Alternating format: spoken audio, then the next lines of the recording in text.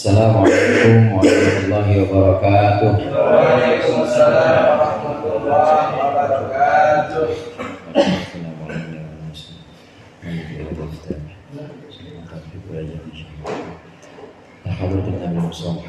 Al-Fatihah.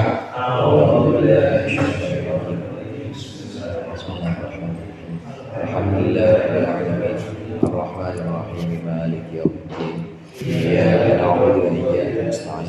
Ihdinas siratal mustaqim. Siratal ladzina an'amta 'alaihim ghairil maghdubi 'alaihim waladdallin. Amin. Bismillah, walhamdulillah, wassalatu wassalamu ala sayyidina Muhammadin Rasulillah wa ala alihi wa ashabihi wa man tabi'ahu hudahu wa jama'atah wa la hawla wa la quwwata illa billah. Amma ba'du. Segenap jamaah mushola al-jihad, wabil khusus para ustaz, para hujjaj, para sesepuh dan tokoh masyarakat, seluruh hadirin yang dimuliakan oleh Allah. Alhamdulillah, malam hari ini kita melanjutkan kembali pengajian kitab Sulamut Taufiq, masih membahas tentang haji. Sampai mana Bang Udin? Sekarang rukun haji dan umroh ada di halaman 56. Haji dan umroh ini dua-duanya hukumnya fardu ain. Fardu ain itu berarti setiap kita orang muslim maka wajib melaksanakan umroh, wajib melaksanakan haji.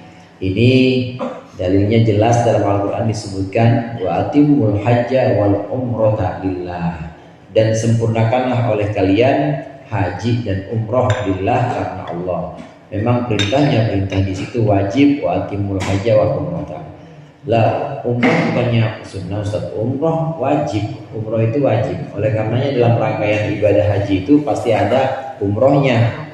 Ini yang dalil yang tadi saya sebutkan, wa atimul hajja wal umrata, ini menunjukkan bahwa umroh itu memang hukumnya wajib atau fardu ain. Nah, pada bab berikut ini kita akan membahas tentang rukun haji dan rukun umroh. Hadirin jamaah rahimakumullah, pada dasarnya antara haji dan umroh itu tidak jauh berbeda. Dalam rukunnya hanya beda satu, yaitu cuma beda wukuf aja. Nah, selain itu rukun haji selain wukuf maka sama dengan rukun umroh.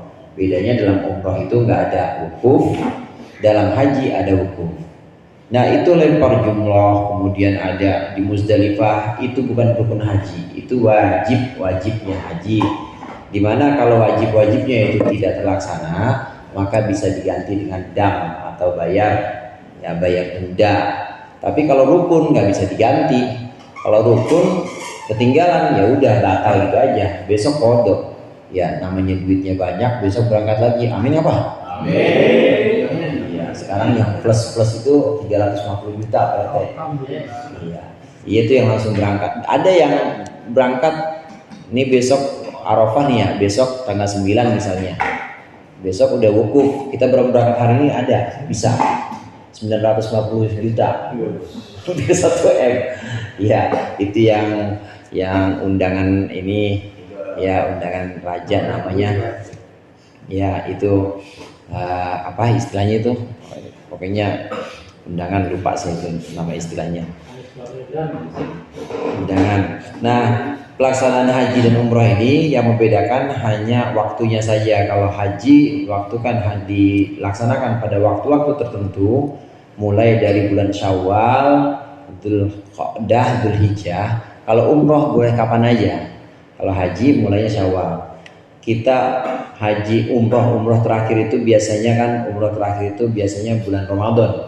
Puasa selesai Syawal itu biasanya masih ada umroh satu kali lagi, habis itu udah sterilin tuh, disterilin. Mekah, Madinah udah steril khusus untuk yang berangkat haji, karena memang itu sudah masuk waktunya haji. Syawal itu udah boleh orang di sana udah boleh niat haji, yang namanya ihram itu sudah diperbolehkan.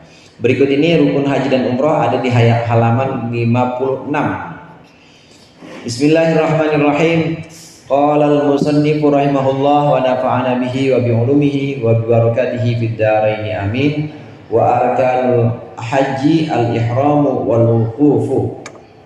Al-ihramu wal wuqufu bi Arafata wa tawafu bil baiti was sa'yu baina Safa wal Marwah wal halqu awit taksiru wa hiya illal wuqufa arkanun lil umrati wa li hadhil arkan furudun wa syurutun la budda min muraatiha.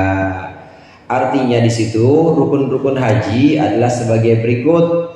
Rukun-rukun haji adalah sebagai berikut. Yang pertama ihram, yang kedua wukuf di Arafah, yang ketiga tawaf di Baitullah, yang keempat sa'i antara Safa dan Marwah, yang kelima memotong rambut kepala, yang kelima memotong rambut kepala selesai. Ada 5 rukun-rukunnya. Rukun-rukun tersebut selain wukuf juga menjadi rukun umroh yang sempat tadi kita singgung.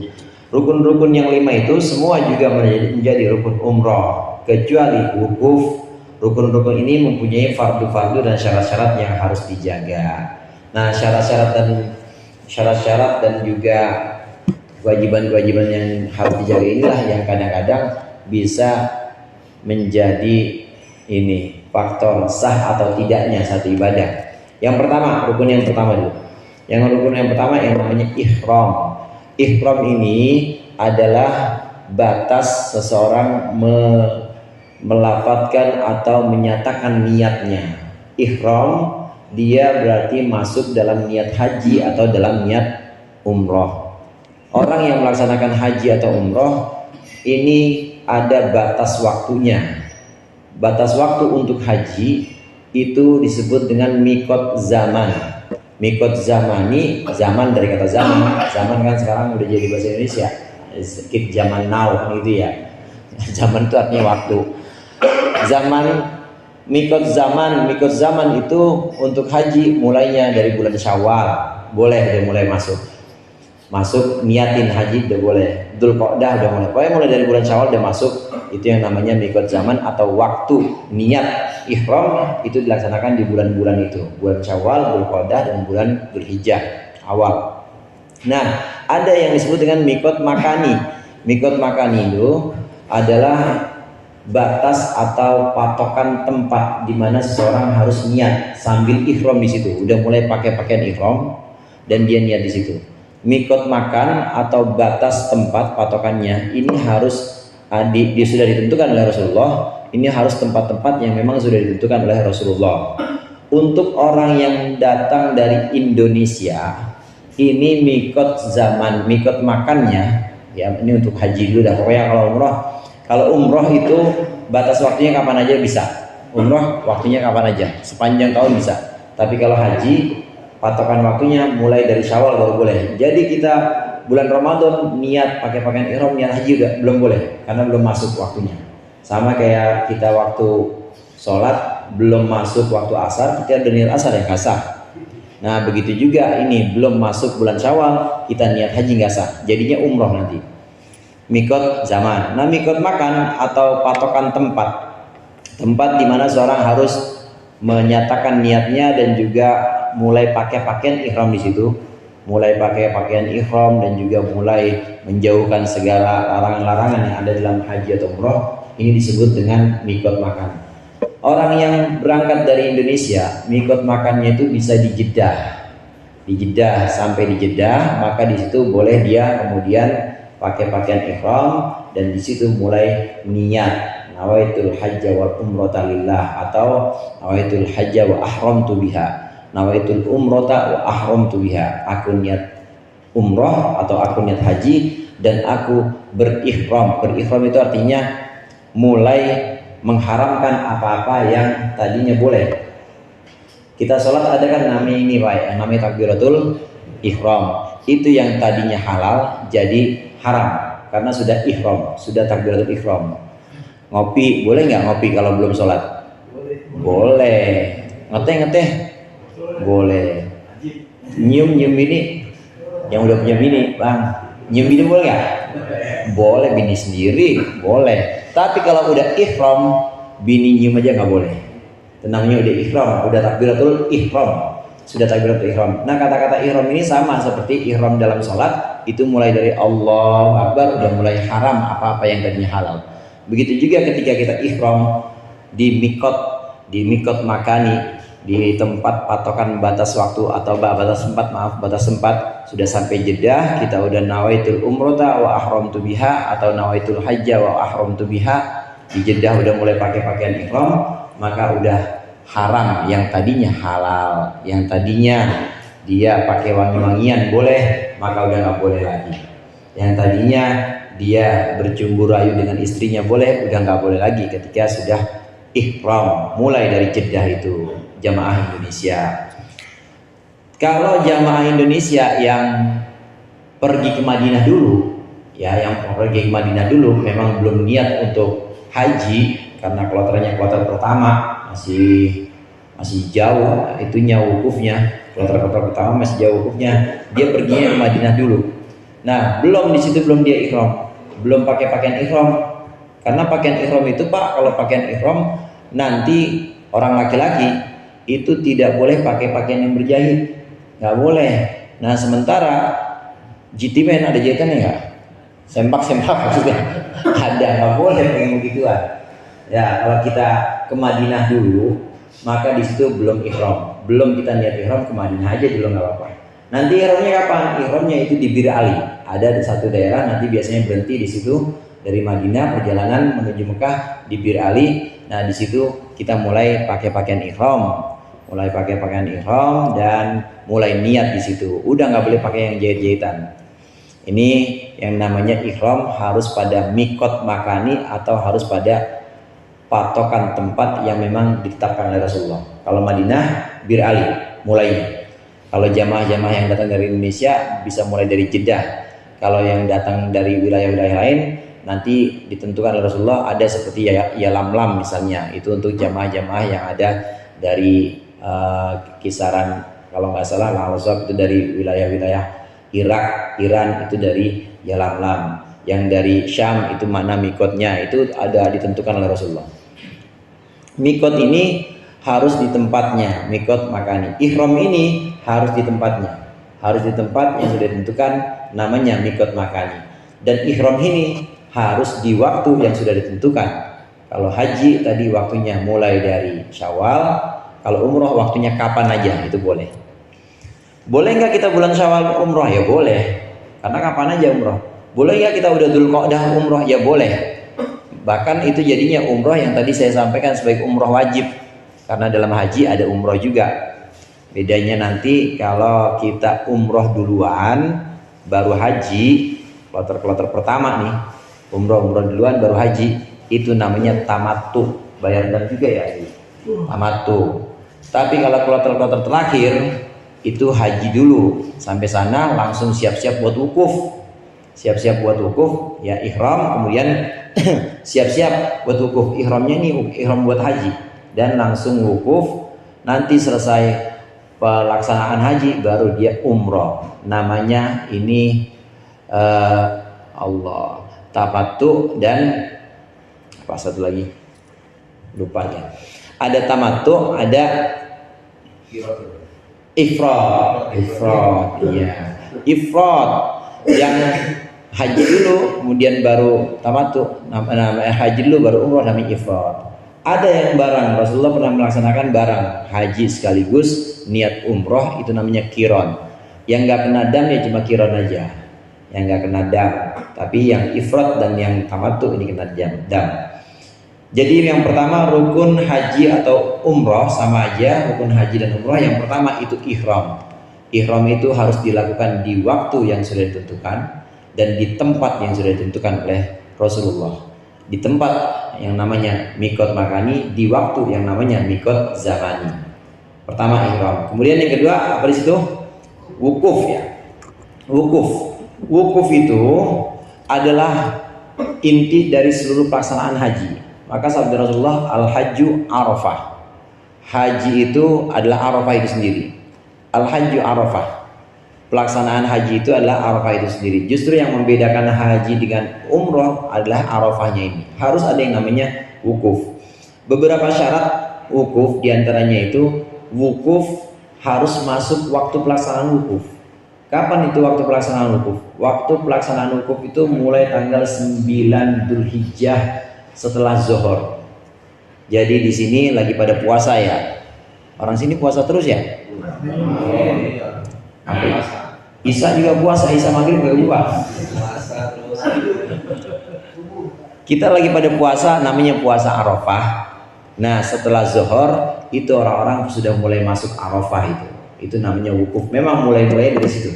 Mulai-mulainya baru masuk waktu wukuf itu setelah zuhur tanggal 9 Dzulhijjah. Walaupun nggak semuanya, karena kalau jadi satu semuanya itu bisa kredit. Ya ada yang masuknya nanti setelah maghrib. Yang penting udah lewat zuhur tanggal 9 Dzulhijjah. Kalau orang umroh, kalau orang wukuf dia belum tanggal 9, tanggal 8 begitu ya nggak sah.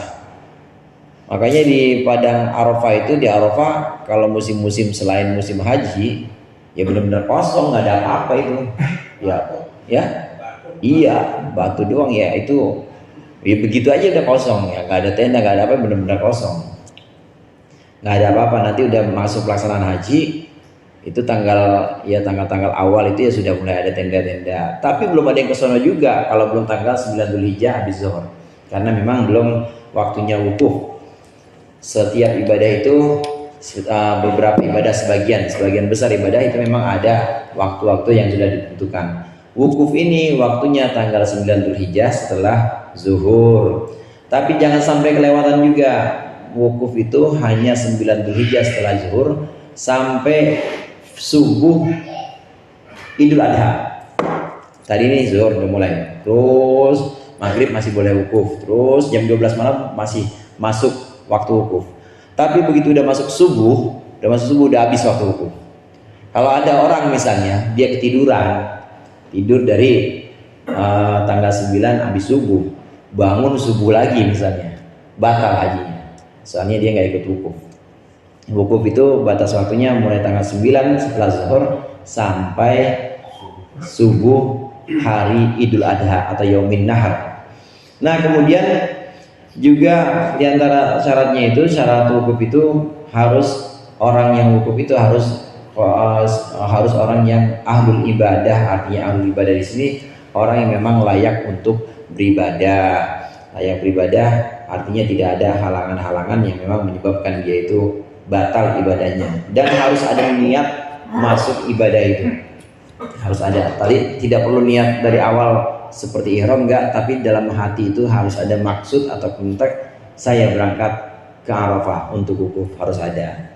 Ini syarat wukuf di Arafah. Wukufnya mulai dari tanggal 9 Dzulhijjah, batas waktu akhirnya itu sampai tanggal 10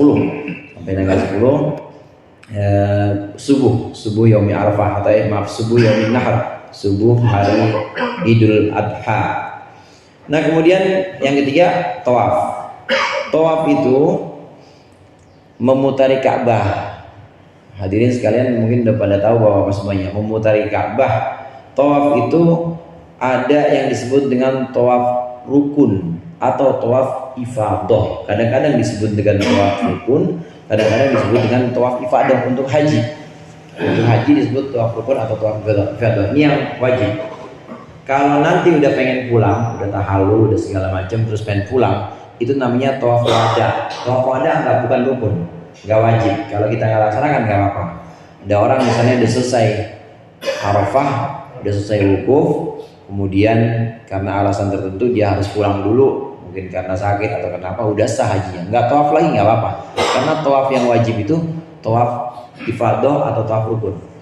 Tawaf ifadah ini dilaksanakan mulai tawaf ifadah ini mulai masuk wajib atau mulai masuk waktunya tawaf wajib, tawaf ifadah itu mulai dari malam pertengahan malam, udah mulai boleh pertengahan malam Idul Adha. Jadi takbiran di sini lagi pada takbiran, udah masuk pertengahan malam jam 12 malam itu udah boleh untuk melakukan tawaf ifadah. Oleh karenanya ada sebagian yang selesai wukuf ya, kalau belum sebelumnya itu belum tawaf ifadah, kemudian itu ada yang kemudian tawaf dulu setelah itu. Nah, tawaf ini hadirin sama dengan pelaksanaan umroh. Syarat-syaratnya harus dalam keadaan suci. Beda sama sa'i nanti. Kalau sa'i batal wudu nggak apa-apa, tapi kalau tawaf itu harus dalam keadaan sa'i. Karena tawaf itu kata Rasulullah sholat. Tawaf itu sholat. Bedanya kalau sholat nggak boleh ngomong, kalau tawaf boleh. Tawaf itu mirip dengan sholat. Banyak keutamaan tawaf, diantaranya orang yang diantaranya rahmat yang Allah turunkan di Masjidil Haram itu diantaranya adalah untuk orang-orang yang tawaf. Kemudian untuk orang-orang yang sholat di sana. Jadi pertama untuk orang yang tawaf dulu. Kemudian untuk orang yang hanya melihat Ka'bah aja. Itu keutamaan melihat Ka'bah. Tawaf mengelilingi Ka'bah ini sebanyak 7 kali. Dan mulainya harus mulai di Hajar Aswad. Misalnya ini Ka'bah ya. Saya praktekin apa ini? Praktekin kudu manasik. Barang ada TPA sini, TPA. Manasik kudunya.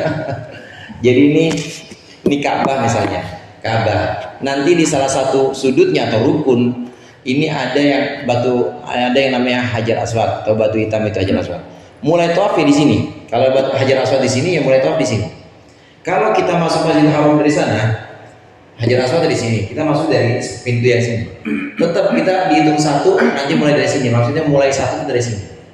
Mulai dari sini. Muter 1 baru. Andai kita masuk dari sono, kan muter lagi tuh. Karena nggak mungkin lawan arah. Lawan arah ya habis sama orang lah. Ini kita pas ngikutin di sini, ngikutin. Tetap dihitung 1, nanti dihitung mulainya dari sini. Startnya dari sini. Di Hajar Aswad, dan sekarang udah ada lampunya. Iya, udah ada lampunya di situ. Udah ada lampu. Nah, di situ mulai Hajar Aswad. Ini tawaf pertama. Ini titik mulainya dari sini. Tawaf 1, 2, 3. Muternya berlawanan dengan arah jarum jam. Jadi menjadikan Ka'bah di sebelah kiri kita. Menjadikan Ka'bah ada di sebelah sisi kiri badan kita. Jadi harus seperti ini. Menjadikan Ka'bah sebelah kiri. Gak boleh kita menghadapkan dada kita ke Ka'bah. Kalau menghadapkan dada kita ke Ka'bah ya batal. Jadi harus terus ada di samping. Ka'bah harus terus ada di samping kita. Ya sambil kita doa apa aja di situ. Rabbana atina fid dunya hasanah boleh. Ya Rabbana Allahumma inna nas'aluka salamatan fid din boleh. Pokoknya doa apa aja. Walaupun memang ada doa-doa yang dianjurkan. Kalau kita nggak hafal, ya cukup Rabbana atina udah bagus. Dan doa apapun yang kita inginkan, boleh pakai bahasa Indonesia juga. Ya Allah, balikin uang saya boleh ngutang ini umroh, mudah-mudahan cepat lunas, boleh. Kan ada dana talangan sekarang. Nah, doa apa aja dah pokoknya. Sampai 7 kali. Mulainya dari Hajar Aswad dan disunahkan perbanyak doa. Nggak wajib doa-doa itu, asal kita muter aja, nggak baca apa-apa nggak apa-apa, karena memang nggak wajib. Nah kalau bisa, sunnah juga ini bukan wajib. Kalau sudah selesai, cium Hajar Aswad kalau bisa. Kalau nggak bisa nggak apa-apa, karena bukan kewajiban. Kalau udah selesai ya kayak, jangan baru 3 sampai sini kita cium Hajar Aswad. Karena otomatis dada udah kayak itu lagi, udah ke kiblat, udah nggak menjadikan kiblat di sebelah kanan, batal. Mulai lagi dari atur lagi hitungannya. Nanti kalau udah selesai disunahkan cium Hajar Aswad. Kalau bisa, kalau enggak jangan dipaksain banget. Tawaf itu yang namanya tawaf. Kemudian berikutnya sa'i. Sa'i antara Safa dan Marwah. Sa'i antara Safa dan Marwah ini ada beberapa ketentuan, ada beberapa syarat-syarat. Di antaranya sa'i itu harus dilaksanakan setelah tawaf. Sa'i pasti dilaksanakan setelah tawaf. Kalau haji berarti dia setelah tawaf rukun atau setelah tawaf ifadah baru sa'i. Nah kalau bukan haji, umroh misalnya, ya dia itu kalau dia haji setelah rukunnya. Kalau dia haji setelah rukun tawaf ifadah maksudnya. Tapi kalau bukan haji, ya dia setelah tawaf, namanya tawaf kudum atau tawaf datang. Tawaf datang untuk umroh itu tidak ada sebutannya, bukan tawaf ifadah, tapi tawaf wajib atau tawaf rukun yang kadang-kadang disebut dengan tawaf kedatangan. Pertama kali memang kita ke situ. Pertama kali memang kita setelah ihram, pakai pakaian ihram sampai di Masjidil Haram, maka pertama kali yang kita lakukan adalah tawaf itu. Nah selesai tawaf baru sa'i. Jadi sa'i harus setelah tawaf, nggak bisa kita balik. Ini tartib atau urutan-urutannya. Sebagaimana ibadah-ibadah yang lain lah. Ibadah-ibadah yang lain juga harus tartib atau harus ada urutannya. Kemudian tawaf itu tawaf sa'i. Sa'i harus setelah tawaf. Kemudian sa'i itu mulainya dari sofa marwah. Jadi begini. Ini di sofa misalnya ya. Ini marwah, ini sofa, ini marwah. Maka mulai dari sini, titiknya dari sini, dari sofa. Satu jalan berlari kecil dari sini sampai sini nanti ada garisnya, harus masuk ke garis itu, harus ada batas itu. Jadi nggak boleh kita sampai sini, kemudian balik lagi. Ya, bocah lomba itu buru-buru.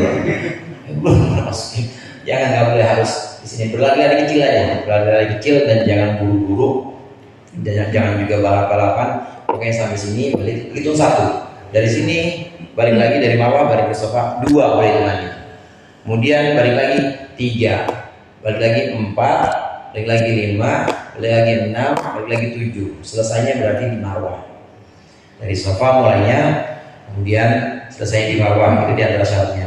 Kalau kita mulai dari marwah duluan, gini kita berangkat dari sini mulai dari marwah sampai sini, ya udah nggak dihitung yang tadi, hitungnya mulai tetap dari sini, dari sofa. Yang pertama itu diantaranya syarat dalam sa'i harus mulai dari sofa, tidak boleh mulai dari marwah. Nah kemudian tadi harus sampai ke seluruh batas itu tadi, harus ada batasnya di situ dan harus sampai ke titik itu, harus sampai melewati batas itu. Nggak boleh di tengah-tengah kita berhenti kemudian balik lagi, nggak boleh. Kemudian ya harus ada di mas'ah atau tempat sa'i itu, harus ada di mas'ah. Artinya memang bentuknya kan seperti ini ya. Bentuknya kan seperti ini, seperti lembah, ya ada di situ. Sa'i dan marwah itu bukit dan dia posisinya seperti lembah, adanya di dalam, harus di situ, nggak boleh di selain itu. Kalau tawaf bedanya, tawaf itu yang penting mengitari Ka'bah, boleh di dekat Ka'bah, boleh di jauh dari sisi Ka'bah, yang penting sebelah kiri kita Ka'bah, bahkan boleh di awang-awang atau di angkasa Ka'bah. Ada yang mau tawaf naik drone misalnya atau naik skuter, nggak apa-apa, boleh di situ karena memang diperbolehkan. Yang penting menjadikan Ka'bah itu sebelah kiri. Tapi kalau sa'i nggak boleh di atas, sa'i harus di situ, harus di tempat situ. Ini diantara syarat sa'i.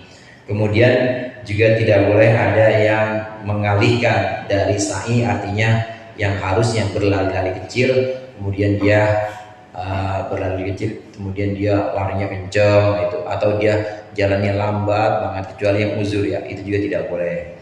Itu bisa mengalihkan atau membatalkan sa'inya. Nah disunahkan dalam sa'i tetap dalam keadaan suci. Kalau tawaf wajib, kalau batal ya ulang lagi. Tapi kalau sa'i nggak wajib tawaf, nggak wajib bersuci.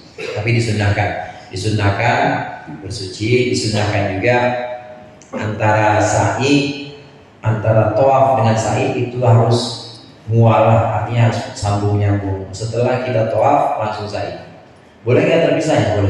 Boleh juga sih, tapi kurang utama. Yang utamanya itu sunnahnya setelah tawaf kita langsung sa'i. Ini diantara beberapa ketentuan dalam rukun yang namanya sa'i. Baik haji maupun umroh ini ada yang namanya sa'i. Kemudian yang berikutnya memotong rambut atau mencukur rambut, minimal itu 3 lembar. 3 lembar harus ada yang dihilangkan. Ya kalau mau pelontos ya boleh, khamsu real. nyukur 5 real berapa tuh sel? Ya, iya khamsu real 5 ribu ya. Kalau 4.000 20.000. Garut apa ya? Asgar apa itu? Bukan bukan asgar ya. Ya orang sana yang nyukur. Cukur boleh, cukur pelontos boleh hanya sekedar minimal 3 lembar itu boleh. Ini yang namanya tahallul nanti dengan mencukur rambut ini. Mencukur rambut di rukun yang kelima. Gimana orang yang botak sih Ustaz, ada yang rambutnya gimana cukur. Maka menjalankan gunting atau pisau di kepalanya. Udah syarat aja gitu. Itu aja. Ya kalau nggak ada rambutnya, ya masa gimana lagi? Waktu itu cukur apa aja. dulu. Nah semua yang tadi kita bahas, rukun-rukun yang 5 itu, mulai dari ihram, wukuf, ihram di mikot ya, ihram di mikot zaman untuk makan, kemudian 2 wukuf, kemudian tawaf, lalu sa'i dan cukur. Ini semua adalah rukun umroh juga, kecuali wukuf. Jadi tinggal dikurangin wukufnya. Pertama ihram, kemudian tawaf, sa'i, cukur rambut. Udah begitu. Cuma 4. Umroh itu cuma 4. Ihram, mikot di tempat atau di waktu yang sudah ditentukan. Tawaf, habis tawaf sa'i udah, tahallul, cukur rambut udah. 4 doang tuh kalau umroh. Yang pelaksanaan umroh. Nah, kalau umroh untuk orang-orang yang dari Indonesia itu di Jeddah bisa ambil mikotnya. Nah kalau yang dari Mekah bagaimana? Kalau umroh untuk orang-orang yang ada di Makkah itu harus ambil mikot lagi keluar dari situ. Dia tinggal di hotel dekat-dekat Masjidil Haram ya, kira-kira 1 kilo lah, 1 kilo atau 700 meter dari Masjidil Haram. Ketika dia ingin melaksanakan umroh, maka harus ambil mikot, harus ambil batas tempatnya. Biasanya ya keluar tanah haram aja, pokoknya keluar tanah haram aja. Yang penting nanti ada wilayah-wilayah di beberapa titik itu yang ditulisin haram Makkah, jadi udah masuk tanah haram semacam ini. Kalau sekarang kan kalau di cara kita kan ada gapura gitu ya, ini batas wilayah Pesanggerahan misalnya itu. Nah ini juga haram Makkah, ada masuk. Nah di luar itu berarti udah tanah halal, di situ udah bukan tanah haram. Orang yang dari Mekah ingin melaksanakan umroh, dia hotelnya di Mekah, ingin melaksanakan umroh, maka harus keluar dulu ke tanah haram itu, ke tanah halal itu, keluar dari tanah haram. Hanya saja yang utama yang diajarkan oleh Rasulullah, afdolnya itu dia pakai mikot Jirona. Ada Jirona, nama itunya, nama tempatnya Jirona. Paling bagus itu ambil mikot ke Jirona. Kalau memang asalnya kita dari Mekah tinggal atau hotelnya di Mekah, maka keluar dulu, keluarnya ke Jirona. Nah di situ baru ambil mikot, pakai pakaian ihram, niat umroh. Wa itu umroh ahramtu biha lillahi ta'ala. Aku niat umroh dan aku ihram sebab umroh karena Allah. Mulai dari situ pakai pakaian ihram dari Jirona. Atau biasanya kalau nggak Jirona, Tan'im. Ya Tan'im biasanya. Yang utama Jirona, kalau nggak Jirona Tan'im. Masuk ke Jirona atau masuk ke Tan'im. Kemudian ada lagi satu lagi yang tempat di luar kota Makkah, di Hudaybiyah bisa juga. Tapi jarang. Jamaah haji Indonesia biasanya kalau udah sampai Mekah kemudian pengen umroh lagi, itu Tan'im. Kalau nggak Tan'im Jirona, Hudaybiyah jarang-jarang. Di Hudaybiyah ya naik kendaraan lagi. Itu yang utama pakai itu. Pakai 3 tempat itu, Jirona atau Tan'im atau Hudaybiyah. Hadirin jamaah rahmatullah, kadang-kadang di beberapa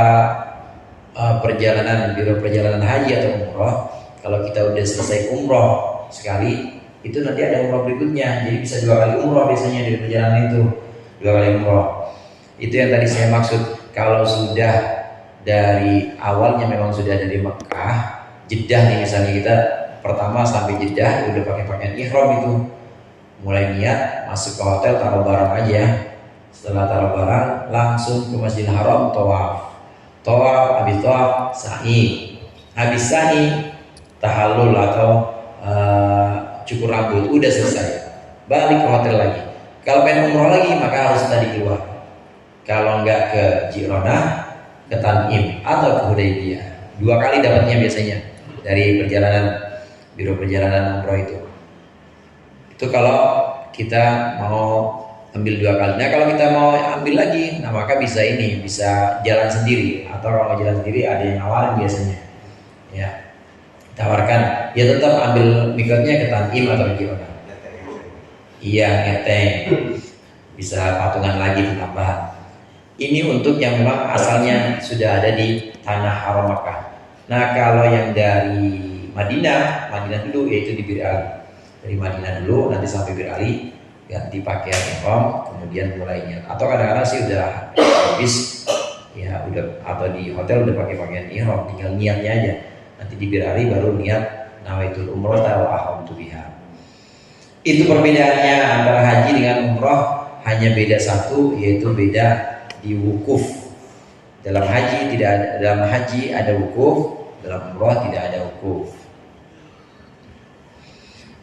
Hal yang diharamkan saat ihram, wa haruma 'ala man ahrama tibun wa duhnu ra'sin wa lihyatin wa izalatu dhufrin wa sya'rin wa jima'un wa muqaddimatuhu wa aqdu nikahin wa istiyadu saydin ma'kulin barriyin wa 'ala rajulin satru ra'sihi wa lubsu muhitin wa 'alaiha satru wajiha wa kufazin faman fa'ala syai'an min hadhil muharramat fa'alaihi al-ithmu wal kafaratu wa yazidu al-jima'u bil ifsad wa wujubil qada'i fawran wa itmamil fasid.